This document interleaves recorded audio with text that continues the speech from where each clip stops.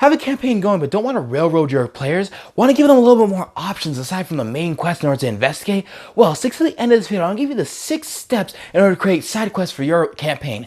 Let's get into it. Welcome back, storytellers. My name's Khalil Robeson, an experienced dungeon master here to help you pursue your fantasy. And in this video today, we're going to be talking about creating side quests that your party can go investigate and really learn more about their characters and about the world beyond. In this entire video series, we've been creating a campaign. And if you are just now starting to pop into it, please click that iCard right up there in order to watch the first 3 other videos that happened before this one in order to really understand where we're at in this process. All right, let's get into it. Step number 1. Use the white noise. So remember in the previous video in which I had talked about creating white noise in the background for your party to interact with or not to interact with. Well, you have it already there. The party already knows it exists. Use the white noise. Use all that different stuff that's happening in the background and make it from the background to the foreground and create quests and hooks into those quests in order to get them to actually engage with the white noise and engage with the world altogether as a side quest. So just flesh out the white noise a little bit more, and now you have amazing different quest ideas that have really nothing to do with the main plot overall. Step number 2, design the encounters. So now that you are using some of the white noise that you already use, you gotta design the encounters within the white noise. So remember one thing, an encounter is not just combat or fighting. An encounter is whenever the party themselves interacts with the world. Period. Whether or not that means killing things, role-playing with things, exploring things, those are all 3 different types of encounters that your party can have. So once you've figured out what white noise that your party wants to interact with or can interact with, start creating different encounters for them to start interacting with that white noise itself. Step number 3 is to create the needed NPCs. So now that you got the encounters created, you need the NPCs that are going to lead the party into this. So you need a hook NPC who's going to take a hook and jab it into the side of the ambitious juices that your party has and drag them into it. So your creative NPC, or your hook NPC I should say, should really have a campaign or a story pitch, a really quick synopsis on what they want the party to do and why exactly it'll help benefit them. That will help really hook your party into the side quest itself and want to engage with it. So let's move on to step number 4. Step number 4 is to create a Russian nest doll. So what do I mean by this? Basically, this is something that I've used and I've found very effective for getting your party really engaged with the story and the world overall, is using one side quest, right? And then as they're going on to complete one side quest, you then have another side quest that they bump into while they're completing this one side quest. And now they have another quest that they need to complete. And as they're going down and completing the same side quest, they bump into another one. So basically you're creating side quests within side quests within side quests. And what this will help them do is after they complete one side quest, they then have now these 4, 5, 6 different side quests that they have to complete, or that they want to complete, I should really say, that they now can engage with and will really start to spread out the different areas and avenues that they can go through.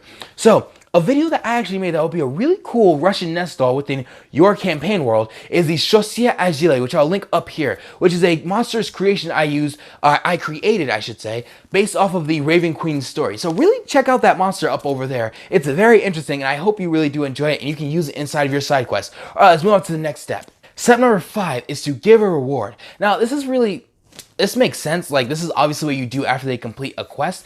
But the more important pro tip on top of giving them a reward is give them a reward that links them back into the main quest itself. That way they're more anchored and they really are more grounded in the main quest while still knowing that they're freely able to engage within the side quest, the various different side quests that they've already attacked. So whether or not that gift is telling them specific information that they would not have known otherwise if they would have stayed on the main quest, really just catapulting them forward within the main quest itself, or giving them a particular item that helps them further along in the quest or bypass an entire section of the main quest itself. Give them something that rewards them for really spreading out and diverting off the main quest, but will help them in the long run for the main quest itself. The 6th and final step, sit back and relax. So now that you have all these different side quests nest dolled and created, just really sit back and relax and wait for your party to engage with one of them. And as they're going and engaging, you're going to see their wheels turning and the cogs spinning. And this is probably the best part of really creating a bunch of Russian nested doll side quests, is you get to sit back and relax and just watch your party engage with it. And this is a small tip that doesn't really involve side quests itself, but more or less a DMing style altogether. You should only talk 20% of the time at the table. you should really be spending most of the time just sitting back, relaxing, and letting your party intermingle and talk with themselves and engage with the world without you having to be down their throats. So just relax, chill, and maybe just, watch them and enjoy. This is the best part of the DM experience.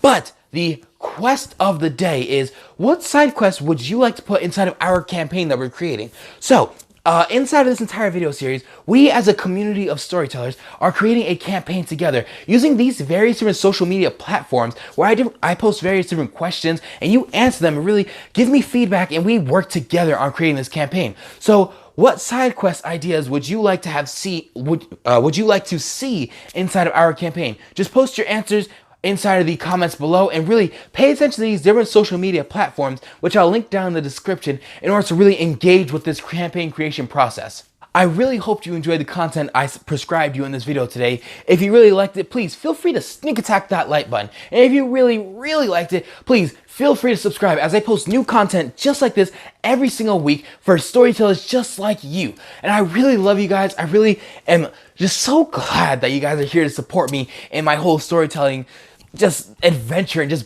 work alongside with me. I really, really, really do appreciate it and really do love it. I hope you guys are enjoying your day and having a fantastic one at that. And in a world without fantasy, sometimes you need a little Dungeons and Dragons.